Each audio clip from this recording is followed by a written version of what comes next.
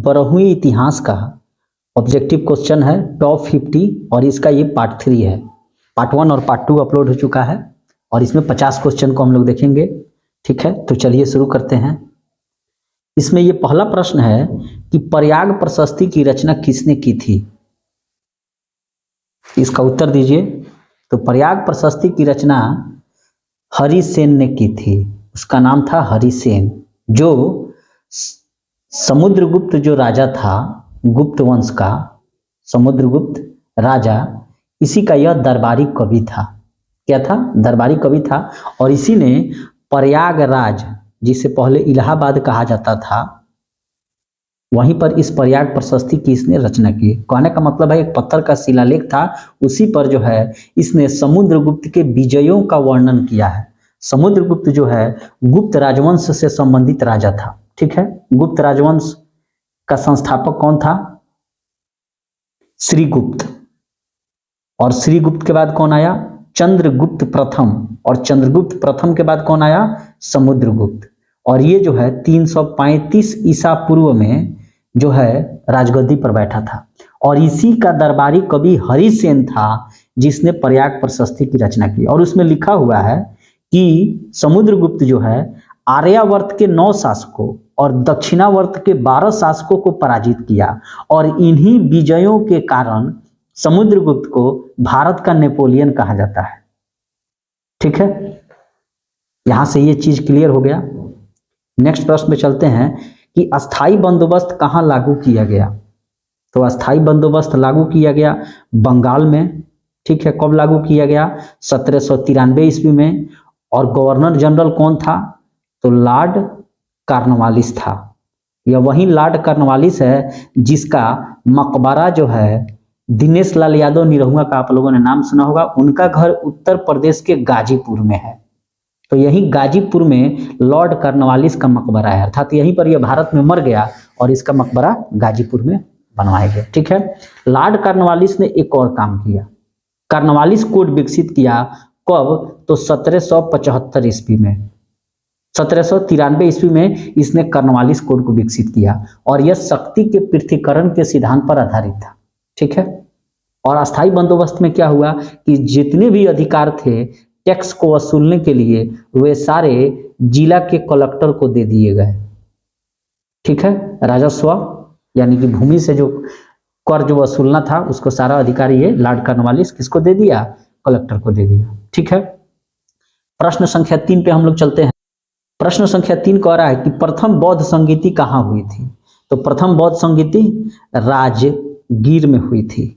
ठीक है, और द्वितीय वैशाली में, और तृतीय पाटलिपुत्र में, और चतुर्थ कुंडलवन कश्मीर में।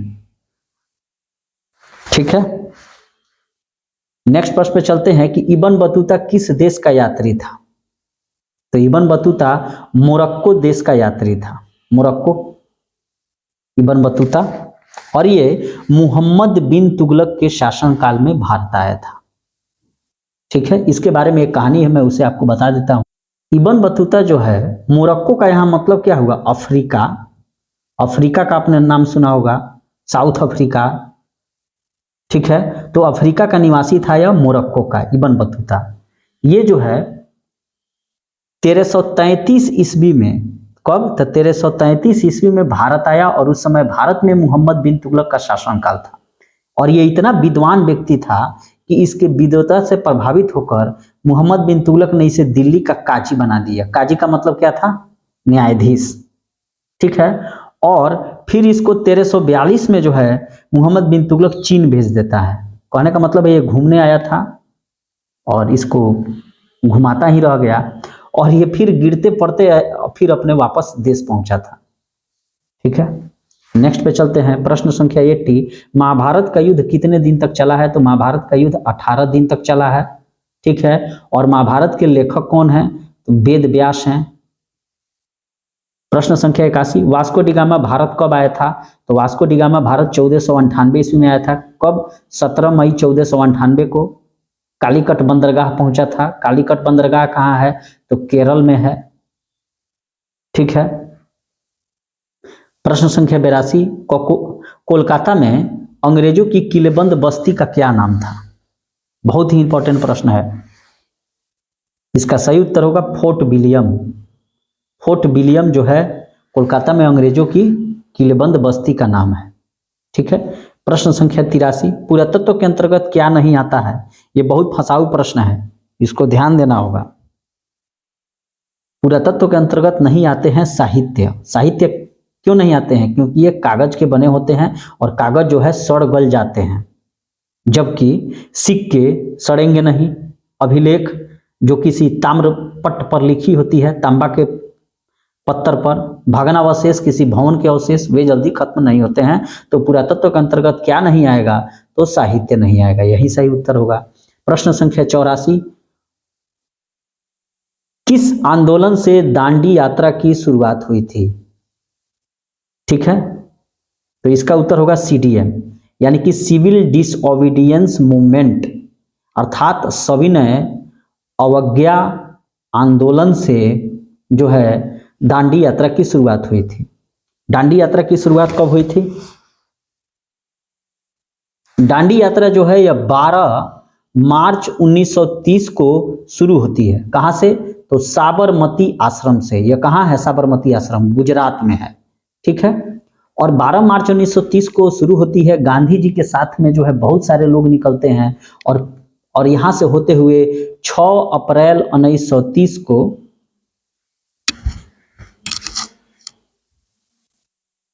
जो है समुद्र किनारे पहुंचकर एक मुट्ठी नमक उठाते हैं गांधी जी और कहते हैं यहीं से कि नमक कानून को मैंने तोड़ा। आखिर नमक को ही इन्होंने क्यों इस आंदोलन का हिस्सा बनाया, सविनय अवज्ञा आंदोलन को? क्योंकि नमक एक ऐसी चीज है जो गरीब हो या अमीर हो सबको जरूरत पड़ती है। ठीक है। प्रश्न संख्या 85, रैयतवाड़ी व्यवस्था सर्वप्रथम कहां लागू की गई थी? बंबई में। रैयतवाड़ी व्यवस्था सर्वप्रथम कहां लागू की गई थी? तो बंबई में। ठीक है। प्रश्न संख्या 86, तंबाकू पर किस शासक ने प्रतिबंध लगाया? बहुत ही इंपॉर्टेंट प्रश्न है, वह मुगल बादशाह था, मुगल बादशाह। इसका सही उत्तर होगा जहांगीर ने। जहांगीर ने जो है, यही वह है जहांगीर जो अनारकली से प्रेम करता था। ठीक है, जिसको अकबर ने दीवार में चुनवा दिया था। तो जहांगीर के पिता का नाम अकबर था और अकबर के बेटे का नाम जहांगीर था। और जहांगीर ने जो है तंबाकू पर प्रतिबंध लगा दिया। और तंबाकू को भारत देश में कौन लेकर आए थे? पुर्तगाली। पुर्तगाली मतलब वास्को डी गामा। और ये पुर्तगाली लोग भारत में तंबाकू, आलू, ठीक है, मक्का, ये सब चीजें जो है भारत में लेकर आए थे। प्रिंटिंग प्रेस भी तंबाकू पुर्तगालियों द्वारा ही भारत में लाई गई थी। ठीक है, उससे पहले यहाँ तंबाकू का कोई चर्चा नहीं था। प्रश्न संख्या 87, संथाल विद्रोह कब प्रारंभ हुआ? संथाल विद्रोह 1855-56 में प्रारंभ हुआ। संथाल विद्रोह कहाँ? झारखंड के छोटा नागपुर के क्षेत्र में। ठीक है, और संथाल विद्रोह के नेता कौन थे? सिद्धू कान्हू, चांद, भैरव। 4 भाई थे और 2 बहनें थी जिनका नाम था फूलो जानो। और इन लोगों ने अंग्रेजों से संघर्ष किया। क्यों? दामन ए कोह के लिए। दामन ए कोह के लिए। और ये दामन ए कोह क्या था? एक भूभाग था। ठीक है, नेक्स्ट पे चलते हैं। ताजमहल का निर्माण किसने करवाया था? ये काफी इंपॉर्टेंट प्रश्न है। तो ताजमहल का निर्माण शाहजहां ने करवाया था। यहां ध्यान देना है कि मुगल साम्राज्य का संस्थापक बाबर था। बाबर का बेटा हुमायूं हुआ और बाबर का एक बेटा हुमायूं, और इसके अलावा बहुत सारे बेटे थे, लेकिन राजा चूंकि यही बनता है मुगल बादशाह। तो बाबर ने मुगल वंश की स्थापना की और इसके एक बेटी भी थी जिसका नाम था गुलबदन बानो बेगम। गुलबदन बानो बेगम। और इसी गुलबदन बानो बेगम जो बाबर की पुत्री एवं हुमायूं की बहन थी, इसी ने हुमायूं नामा की रचना की। तो बाबर के बाद हुमायूं आता है, हुमायूं के बाद अकबर आता है, अकबर के बाद जहांगीर आते हैं। ठीक है, और जहांगीर के बाद शाहजहां आता है, शाहजहां के बाद औरंगजेब आता है। ठीक है, तो ये ताजमहल का निर्माण किसने कराया? तो शाहजहां ने कराया, जो जहांगीर का बेटा था। और अपनी पत्नी मुमताज महल की याद में इसने ताजमहल को बनवाया था। ताजमहल कहाँ है? आगरा में है। ठीक है। प्रश्न संख्या 89, इंडिया गेट का निर्माण कब हुआ? ये प्रश्न यहाँ से काफी इंपॉर्टेंट है। देखिए इंडिया गेट जो है यह दिल्ली में स्थित है, ठीक है, और इसका निर्माण जो है 1924 में शुरू होता है और जाकर 1900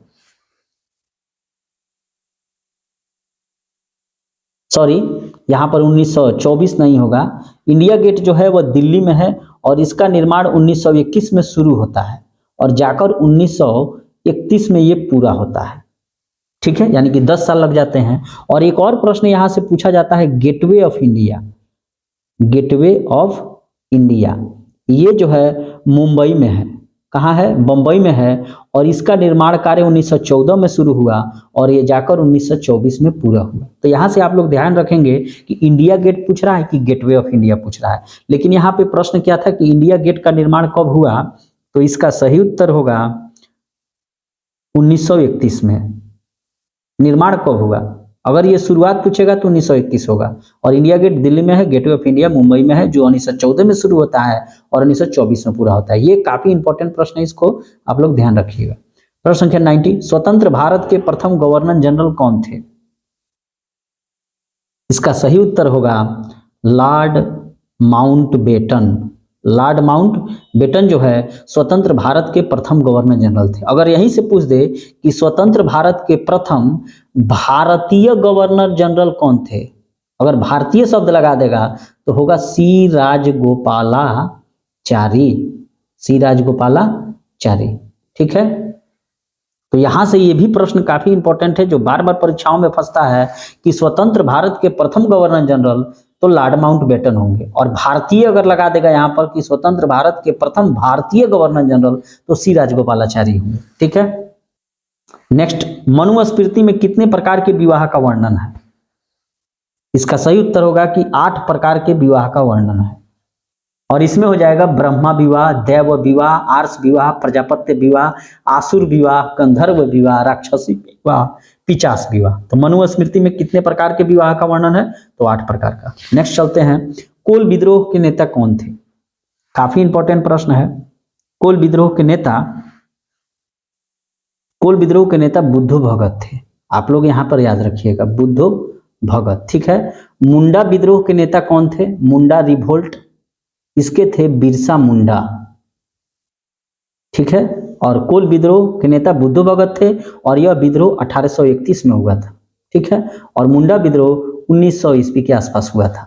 ये सब विद्रोह झारखंड में हुआ है। बिरसा मुंडा को झारखंड में भगवान की उपाधि दी गई है और भारत सरकार द्वारा जो है 15 नवंबर को प्रतिवर्ष बिरसा मुंडा दिवस मनाया जाएगा, भगवान बिरसा मुंडा दिवस। वहीं संथाल विद्रोह की बात करें तो संथाल विद्रोह कब हुआ था? संथाल रिवोल्ट तो ये हुआ था 1855-56 में और ये भी झारखंड में हुआ था। इसके नेता थे सिद्धू कान्हू चांद भैरव और 2 बहनें फूलो झानो थी। नेक्स्ट प्रश्न चलते हैं कि इंडिका किसका यात्रा वृत्तांत है? इंडिका जो है मेगास्थनीज का यात्रा वृत्तांत है। मेगास्थनीज कौन था? यूनानी था और ये सेलुकस निकेटर का राजदूत था, ठीक है। और किसके राजदरबार में मेगास्थनीज आया था? तो चंद्रगुप्त मौर्य के। चंद्रगुप्त मौर्य के बारे में आप लोगों ने पढ़ा होगा कि यह धनानंद को मारकर मौर्य वंश की स्थापना करता है। कौन? चंद्रगुप्त मौर्य, और यह चाणक्य का चेला था, ठीक है। और चंद्रगुप्त मौर्य के बेटे का नाम बिंदुसार था और बिंदुसार के बेटे का नाम महान सम्राट अशोक था। प्रश्न संख्या 94, जालियांवाला बाग हत्याकांड कब हुआ? तो जालियांवाला बाग हत्याकांड 13 अप्रैल 1919 को हुआ था, ठीक है। और यही जनरल डायर जो है वो आदेश दे देता है गोली चलाने का और बहुत सारे लोग जो है सो मारे जाते हैं। और इसी जालियांवाला बाग हत्याकांड के विरोध में सर की उपाधि किसने त्याग कर दी? तो रविंद्रनाथ टैगोर ने, ठीक है। प्रश्न संख्या 95, हरिहर एवं बुक्का किस वंश के शासक थे? यहां से मैं बता दूं कि जो जनरल डायर था उसको लंदन जाकर सरदार उधम सिंह एक पंजाबी ने गोली मार दिया। हरिहर एवं बुक्का किस वंश के शासक थे? तो हरिहर एवं बुक्का विजयनगर साम्राज्य के शासक थे और 1336 में इन्होंने विजयनगर साम्राज्य की स्थापना की। देखिए यहां से मैं एक कहानी को आपको बता देता हूं। जब 1336 चल रहा था तो उस समय दिल्ली में जो है मुहम्मद बिन तुगलक का शासन था और ये बहुत ही होशियार व्यक्ति था। ये क्या किया कि दक्षिण भारत जब विजय करने गया तो हरिहर एवं बुक्का को पकड़कर जो है दिल्ली लाया। और दिल्ली रखा और कहा मोहम्मद बिन तुगलक कि तुम दोनों भाई जो है वह मुसलमान बन जाओ। और काफी ये लोग योग्य व्यक्ति थे, लेकिन ये लोग जो है बचते बचाते भागकर वहां से निकल आए और निकल के आकर तुंगभद्रा नदी के किनारे इन लोगों ने विजयनगर साम्राज्य की स्थापना की 1336 में। यह वही मोहम्मद बिन तुगलक है, उसी समय में इब्न बतूता मोरक्को यानी कि अफ्रीका का यात्री भी दिल्ली में था, जिसने अपनी पुस्तक रेहला को लिखा। ठीक है। प्रश्न संख्या 96, पलासी का युद्ध कब हुआ था? तो पलासी का युद्ध जो है 23 जून 1757 को भागीरथी नदी के तट पर, भागीरथी नदी के तट पर पश्चिम बंगाल में पलासी का युद्ध होता है। किनके किनके बीच? दो लोगों के बीच होता है। एक तरफ था सिराजुद्दौला बंगाल का नवाब और दूसरी तरफ था रॉबर्ट क्लाइव। ठीक है, रॉबर्ट क्लाइव कंपनी का गवर्नर, और रॉबर्ट क्लाइव इसमें जीत जाता है और सिराजुद्दौला हार जाता है। बात ये था जब लड़ाई हो रही थी तो सिराजुद्दौला को धोखा मीर जाफर एवं उसके पुत्र मीरन ने दे दिया, उसके सेनापति थे। और सिराजुद्दौला को कहा कि आप पालकी में जो है बैठकर, पालकी में चूंकि लड़कियों की विदाई होती है तो पहले के राजा महाराजा भी पालकी में ही बैठकर कहीं आते आते थे, तो पालकी में बैठकर इसको भगा दिया सब, मीर जाफर एवं सिराजुद्दौला। सिराजुद्दौला के मीर जाफर एवं मीरन सिराजुद्दौला के सेनापति, और मीर जाफर के बेटे का नाम ही था मीरन। तो क्या किया, जब ये पालकी में बैठकर भाग रहा था तो रास्ते में मीरन ने क्या किया कि सिराजुद्दौला का सर काट दिया। ठीक है, और यहां से जो है रॉबर्ट क्लाइव जीत जाता है और यहीं से जो है भारत बंगाल पूरा गुलाम हो जाता है। ठीक है। अशोक किस वंश का शासक था? तो अशोक मौर्य वंश का शासक था। मौर्य वंश की स्थापना किसने की थी? तो चंद्रगुप्त मौर्य ने की थी। चंद्रगुप्त मौर्य के बेटे का नाम क्या था? बिंदुसार, और बिंदुसार के बेटे का नाम अशोक था, और जिसने मौर्य वंश की स्थापना की। ठीक है। प्रश्न संख्या 98, कांग्रेस की स्थापना कब हुई? कांग्रेस की स्थापना दिसंबर 1885 में हुई थी। कहाँ हुई थी? तो बंबई के गोकुलदास तेजपाल संस्कृत विश्वविद्यालय में। ठीक है। पहले जो था कांग्रेस की जो प्रथम बैठक थी वो होनी थी कहाँ? पूना में, लेकिन पूना में प्लेग आ गया था तो प्लेग के कारण इसकी बैठक बंबई में हुई। कांग्रेस की स्थापना एक अंग्रेज ने ही की थी, उसका नाम था A.O. ह्यूम। ठीक है। प्रश्न संख्या 99, जैन धर्म के 24वें तीर्थकर कौन थे? तो महावीर स्वामी थे, और ये बिहार से ही है। महावीर स्वामी की बात करें तो इनका जन्म जो है वैशाली, आप लोगों ने नाम सुना होगा। वैशाली का मतलब क्या? हाजीपुर, बिहार के हाजीपुर के कुंड ग्राम में हुआ था। ठीक है। और ये क्षत्रिय थे और इन्होंने जो है संन्यास ले लिया। ठीक है। और जैन धर्म में के 24वें तीर्थकर बन गए। देखिए, जैन धर्म के अगर प्रथम तीर्थकर का पूछा जाए तो प्रथम तीर्थकर ऋषभ देव थे। कौन थे? ऋषभ देव। और 24वें तीर्थकर महावीर स्वामी हुए। लेकिन अगर यहां पूछा जाए कि जैन धर्म के प्रवर्तक कौन थे तो महावीर स्वामी ही होंगे। और इसमें पहले से कुछ बातें चली आ रही थी और उसी में पांचवी बात इन्होंने ब्रह्मचर्य जोड़ दिया। ठीक है। नेक्स्ट प्रश्न 100 नंबर, पूना समझौता किस वर्ष हुआ? बहुत ही इंपॉर्टेंट प्रश्न है। पूना समझौता सन 1932 में हुआ था, और जैसा नाम ही समझ रहे हैं पूना में हुआ था।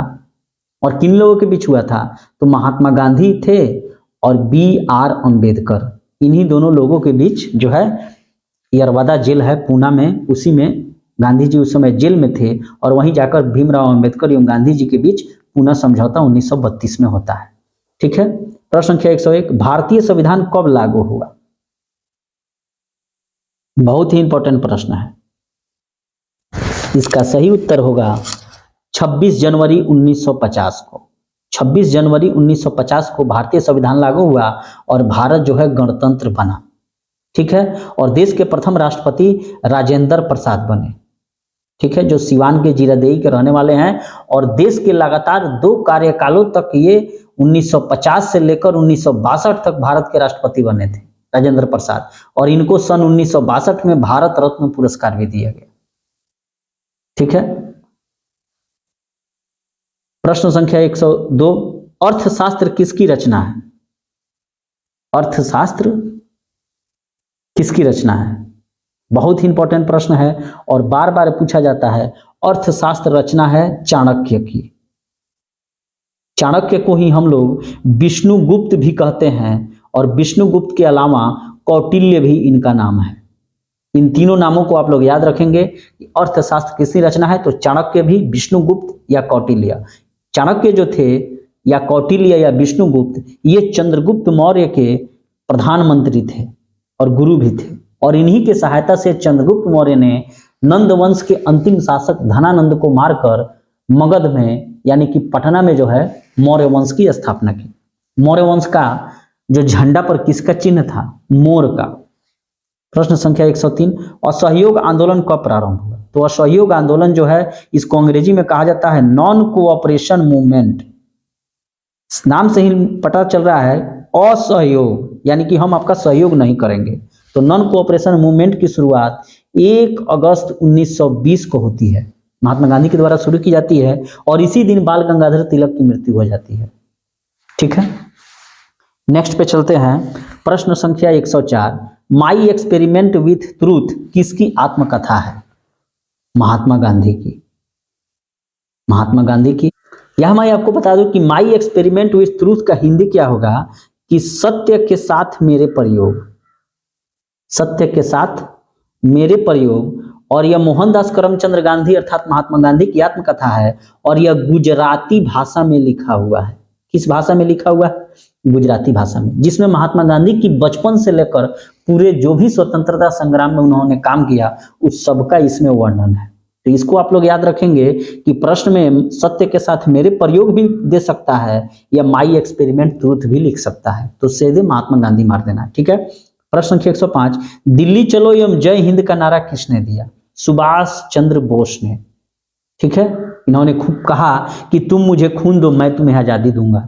दिल्ली चलो जय हिंद का नारा सुभाष चंद्र बोस ने दिया। ठीक है, प्रश्न संख्या 106, भारत के प्रथम राष्ट्रपति कौन थे, डॉक्टर राजेंद्र प्रसाद। डॉक्टर राजेंद्र प्रसाद भारत के प्रथम राष्ट्रपति थे। ये 1950 से लेकर 1962 तक देश के लगातार 2 कार्यकाल तक राष्ट्रपति रहे। राष्ट्रपति का कार्यकाल 5 साल का होता है भारत में। ठीक है, प्रश्न संख्या 107, पानीपत का प्रथम युद्ध कब हुआ था, तो पानीपत का प्रथम युद्ध 1526 ईस्वी में हुआ था, बाबर एवं इब्राहिम लोदी के बीच, जिसमें इब्राहिम लोदी युद्ध स्थल में ही मारा जाता है और बाबर की जीत होती है। ठीक है, और मुगल भारत में मुगल वंश की स्थापना हो जाती है। ठीक है, प्रश्न संख्या 108, मोहनजोदड़ो का शाब्दिक अर्थ क्या है, मोहनजोदड़ो का शाब्दिक अर्थ है मृतकों का टीला। इसको मृतकों का टीला क्यों कहा जाता है, क्योंकि यहाँ पर बहुत खुदाई के दौरान बहुत सारी हड्डियां मिली, और मोहनजोदड़ो सिंधु नदी के किनारे है, कहाँ, पाकिस्तान के लरकाना जिले में। ठीक है, और इसकी खोज राखल दास बनर्जी के द्वारा की गई थी। ठीक है, प्रश्न संख्या 109, संविधान सभा के कितने सदस्यों ने 24 जनवरी 1950 को संविधान पर हस्ताक्षर किए, ये बहुत ही इंपॉर्टेंट प्रश्न है। संविधान सभा के कितने सदस्यों ने 24 जनवरी 1950 को हस्ताक्षर किए थे, तो टोटल 284 व्यक्ति थे। आपको मैं बता दूं कि संविधान का पिता किसे कहा जाता है, तो BR अम्बेडकर को, भीमराव अम्बेडकर को। ठीक है, और इन्होंने बहुत ये विद्वान व्यक्ति थे BR अम्बेडकर। तो यहां से प्रश्न पूछा जाएगा कि संविधान सभा पर कितने सदस्यों ने 24 जनवरी 1950 को हस्ताक्षर किए, तो 284। प्रश्न संख्या 110, हड़प्पा का उत्खनन किसने किया, जॉन मार्शल ने। देखिए कितना इंपॉर्टेंट ये प्रश्न है, फंसने वाला। जब उत्खनन कहेगा तो जॉन मार्शल होगा। ठीक है, शुरुआत इन्होंने की थी, लेकिन हड़प्पा की खोज किसने की थी, तो दयाराम साहनी ने। दयाराम साहनी को आप कह सकते हैं DRS।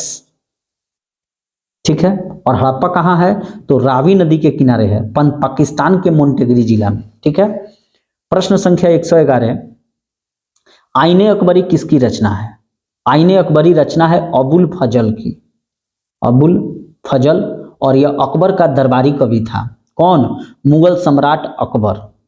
ठीक है, और आईने अकबरी, देखिए अकबरी शब्द जुड़ा हुआ है तो अकबर के कार्यकाल में है, और किसने लिखा है, तो अबुल फजल ने। प्रश्न संख्या 112, संथाल विद्रोह कब हुआ था, तो संथाल विद्रोह 1855-56 में हुआ था, और ये इसी से दामन एक कोह संबंधित है। दामन एक कोह, और ये क्या है, एक प्रकार का भूभाग है। बिहार में राजमहल की पहाड़ियों से लेकर छोटा नागपुर के के पहाड़ियों के बीच में जो एरिया है वहीं दामन ए कोह कहलाता है। और संथाल विद्रोह 55-56 में 1800, और इसके नेता सिद्धू कान्हू चांद भैरव और दो बहनें फूलो झानो थी। ठीक है, अंग्रेजों से लड़ाई होती है क्योंकि अंग्रेजों ने क्या किया कि इस एरिया काफी उपजाऊ थी और उपजाऊ एरिया में ये लोग खेती करते थे। अंग्रेज जब यहाँ पहुंचे तो कहे कि जो है हमको टैक्स दीजिए, तो इन लोगों को टैक्स देना शुरू किए। और अनाज, मान लीजिए कि पहले अकाल भी सूखा बहुत पड़ता था, उतने टेक्नोलॉजी विकसित नहीं थे, तो ये लोग टैक्स देने में जब असमर्थ हो जाते थे तो इनकी जमीनें जो थी अंग्रेज किसी और को दे देते थे, जमींदार या ठेकेदार को। और वे जमींदार आगे चलकर इन लोगों के बहु बेटियों के साथ अत्याचार भी लगे करने। इसी से तबाह होकर सिद्धू कान्हू चांद भैरव फूलो झानो के नेतृत्व में संथाल विद्रोह 1855-56 में होता है। और इसमें इधर ये लोग तीर कमान लेते हैं और अंग्रेज जो है अपना बंदूक लेकर लड़ाई होती है। अंततः ये लोग हार जाते हैं और इन लोगों को फांसी दे दी जाती है, गोली मार दी जाती है। प्रश्न संख्या 113, लखनऊ में 1857 के विद्रोह का नेतृत्व किसने किया? बहुत ही इंपॉर्टेंट प्रश्न है यह कि लखनऊ में 1857 के विद्रोह का नेतृत्व किसने किया? इसका सही उत्तर होगा बेगम हजरत महल। बेगम हजरत महल। और झांसी से किसने किया था? झांसी से किया था रानी लक्ष्मीबाई ने। दिल्ली से किसने किया था? बहादुर शाह जफर। कानपुर से किसने किया था? तो नाना साहब ने। और बिहार से किसने किया था? तो जगदीशपुर के जमींदार बाबू कुंवर सिंह ने। पटना से किसने किया था? तो पीर अली ने, लेकिन पुस्तक में बाबू कुंवर सिंह ही लिखा हुआ है।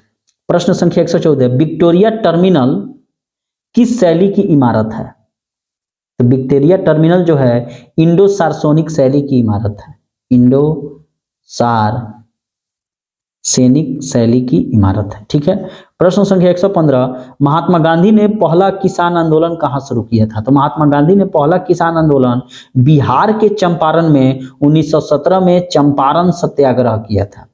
ठीक है। और राजकुमार शुक्ला जो मुरली भरारवा पश्चिम चंपारण उनका गांव है और वहीं के रहने वाले हैं, और वहीं राजकुमार शुक्ला के अनुरोध पर महात्मा गांधी जो है 1917 में चंपारण आते हैं और चंपारण में पहला किसान आंदोलन या चंपारण किसान आंदोलन या चंपारण सत्याग्रह को शुरू करते हैं। ठीक है। प्रश्न संख्या 116, साइमन कमीशन भारत कब आया? साइमन कमीशन भारत कब आया? तो साइमन कमीशन भारत 1928 में आया। ठीक है। और यही साइमन कमीशन है जिसके लिए लाला लाजपत ने साइमन गो बैक के नारे लगाए लाहौर में, और यहीं पर जो है सैंडर्स लाठी से इनको मारा और लाला लाजपत राय की सीने की हड्डी टूट गई और उनकी मृत्यु हो गई। और उसी सैंडर्स से बदला लेने के लिए शहीद आजम भगत सिंह जो है चंद्रशेखर आजाद ने मिलकर सैंडर्स को गोली मार दिया, और उसी गोली मारने के कारण शहीद आजम भगत सिंह को फांसी की सजा दी गई। ठीक है। तो साइमन कमीशन कब आया? भारत तो 1928 में। अगर यहां से ये प्रश्न पूछे दूसरा कि क्रिप्स मिशन कब आया भारत में? क्रिप्स मिशन, तो क्रिप्स मिशन जो है 1942 में भारत आया। ठीक है। अगर प्रश्न पूछे कि कैबिनेट मिशन भारत में कब आया? तो 1946 में आया। मैं इसका आप लोगों को ट्रिक बताता हूं, देखिए क्या होगा। सा की कै कहने का मतलब है कि साइमन कमीशन 1928, क्रिप्स मिशन 1942 और कै से कैबिनेट मिशन 1946। तो आप लोग इसको याद रखेंगे। प्रश्न संख्या 117, 1919 के अधिनियम को क्या कहा जाता है? ये बहुत ही इंपॉर्टेंट प्रश्न है।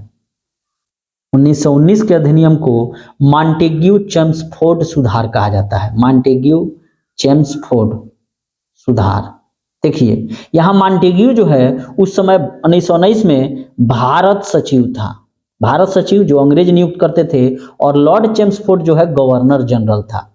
Governor general. ठीक है। और इन्हीं लोगों के नाम से है कि मॉन्टेग्यू चेम्सफोर्ड। तो 1919 का अधिनियम को मॉन्टेग्यू चेम्सफोर्ड कहा जाता है, सुधार एक्ट कहा जाता है। ठीक है। प्रश्न संख्या 118, भारतीय राष्ट्रीय कांग्रेस की पहली महिला अध्यक्ष कौन थी? बहुत ही इंपॉर्टेंट प्रश्न है और यह आएगा भी कि भारतीय राष्ट्रीय कांग्रेस की पहली महिला अध्यक्ष, तो इसका उत्तर होगा श्रीमती एनी बेसेंट। यहां ध्यान देना यह हो गया है कि एनी बेसेंट क्या थी? अंग्रेज थी, माने आयरलैंड की रहने वाली थी, अंग्रेज नहीं थी, मतलब यूरोपीय ही थी।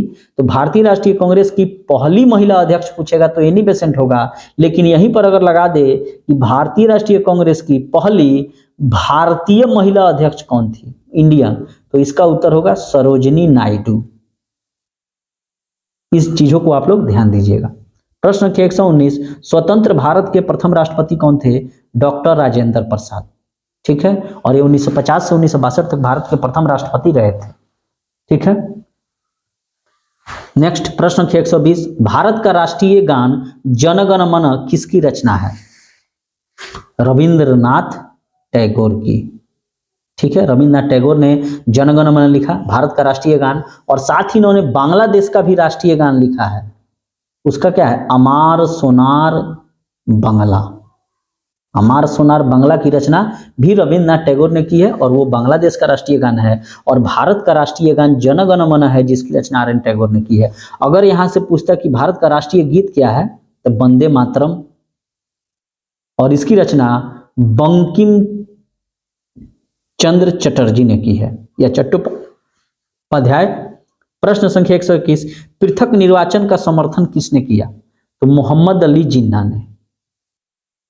चूंकि इन्हीं लोगों के लिए, चूंकि यहां पर सन 1909 में पृथक निर्वाचन का मतलब होता है कि अलग से उनको निर्वाचन यानी कि चुनाव में अलग से सीटों की व्यवस्था करना। तो यहाँ जो था कि मुसलमानों के लिए अलग से सीटें आरक्षित कर दी गई थी, रिजर्व कर दी गई थी, तो इसी का समर्थन मोहम्मद अली जिन्ना, आगा खां, सलीमुल्लाह खां, इन लोगों ने किया था। ठीक है, प्रश्न संख्या 122, किस यात्रा के दौरान नमक कानून तोड़ा गया? ये बहुत ही इंपॉर्टेंट प्रश्न है, बार बार नमक से संबंधित प्रश्न आ रहा है। तो इसका उत्तर होगा सीडीएम। सीडीएम का मतलब होता है सिविल डिसोबीडियंट मूवमेंट, अर्थात सविनय अवज्ञा आंदोलन, जो सन 1930 में हुई थी, और इसी दौरान जो है नमक कानून को तोड़ा गया। अर्थात सविनय अवज्ञा आंदोलन के दौरान नमक कानून को तोड़ा गया। दांडी यात्रा भी आप इसे कह सकते हैं, जो 12 मार्च 1930 को शुरू होती है और 6 अप्रैल 1930 को समुद्र किनारे पहुंचकर गांधी जी एक मुट्ठी समुद्र किनारे बालू उठाते हैं। बालू क्या, वो नमक ही है। प्रश्न संख्या 123, भारतीय स्त्रियों ने भारी संख्या में किस आंदोलन में भाग लिया? इस प्रश्न को भी सेट कर लीजिए, ये काफी इंपॉर्टेंट प्रश्न कि भारतीय स्त्रियों ने भारी संख्या में किस आंदोलन में भाग लिया था। इसका सही उत्तर क्या होगा, आप लोग कमेंट सेक्शन में कमेंट कीजिए। तो यही वो आंदोलन था, सविनय अवज्ञा आंदोलन, सीडीएम, सिविल डिसोबीडिएंट मूवमेंट 1930 वाला, जिसमें भारी संख्या में भारतीय स्त्रियों ने भाग लिया था। शराब की दुकानों पर धरना देने का काम जो है महिलाएं ही करती थी। ठीक है, नेक्स्ट पे चलते हैं। प्रश्न संख्या 124, कैबिनेट मिशन भारत कब आया? तो कैबिनेट मिशन भारत 1946 में आया था। ठीक है, और ये देश का संविधान निर्माण करने हेतु आया था। मैं आपको बता दूं कि यहाँ पर 3 चीजें बार बार पूछी जाएगी। एक तो पूछा जाएगा कि साइमन कमीशन कब आया था, तो ये 1928 में आया था। क्रिप्स मिशन कब आया था, तो ये 1942 में आया था। और कैबिनेट मिशन कब आया था, तो 1946 में आया था। तो इसका ट्रिक है साकी कै, यानी सबसे पहले कौन आया? साइमन कमीशन 1928, की से क्रिप्स मिशन 42, और कैसे कैबिनेट मिशन 46। ठीक है, प्रश्न संख्या 125, सन 1932 में सांप्रदायिक पंचायत की घोषणा किसने की? सांप्रदायिक पंचायत का मतलब समझते हैं? जैसे मान लीजिए भारत देश में जितने भी लोग थे सभी एक थे, चाहे वे किसी भी धर्म के हों, हिंदू हो, मुस्लिम हो, हरिजन हो। तो यहां पर क्या किया गया कि इन लोगों के लिए अलग अलग सीटों की व्यवस्था करने का मतलब क्या है कि ये सांप्रदायिकता को फैलाना। तो इसीलिए इसको सांप्रदायिक पंचायत कहा जाता है। और इसकी घोषणा सन 1932 में किसके द्वारा की गई? तो इरविन के द्वारा की गई, सॉरी, लॉर्ड मैकडोनाल्ड के द्वारा की गई। लॉर्ड मैकडोनाल्ड जो था वो ब्रिटेन का प्रधानमंत्री था उस समय, और उसी ने इसकी घोषणा की। और भारत में जो है लॉर्ड इरविन गवर्नर जनरल था। तो जब भी ये प्रश्न पूछे कि सन 1932 में ब्रिटेन का प्रधानमंत्री कौन था, तो मैकडोनाल्ड था। 1857 की क्रांति के समय ब्रिटेन का प्रधानमंत्री कौन था, तो पामर्स्टन था। और भारत जब आजाद हुआ 1947 में, तो ब्रिटेन का प्रधानमंत्री कौन था? तो क्लीमेंट एटली था। ठीक है, और इस प्रकार ये हमारा टॉप 50 का और ये प्रश्न पार्ट 3 पूरा हुआ। चैनल पे को सब्सक्राइब जरूर कर ले, क्योंकि यहाँ परीक्षा जो 1 फरवरी से होने वाली है उसी को देखते हुए कंप्लीट आपको इतिहास, भूगोल, पॉलिटिकल साइंस, साइकोलॉजी जैसे सभी विषयों के ऑब्जेक्टिव शॉर्ट क्वेश्चन का और लॉन्ग क्वेश्चन का, यानी कि ऑब्जेक्टिव और सब्जेक्टिव सभी को अपलोड कर दिया जाएगा ताकि आप लोगों को इससे लाभ मिले। तो कृपया लाइक, शेयर और सब्सक्राइब जरूर करें। ठीक है, चैनल का नाम आप लोग देख ही रहे हैं, TRC top revision classes Bihar board. ठीक है, मिलते हैं एक नए वीडियो में, तब तक के लिए थैंक यू।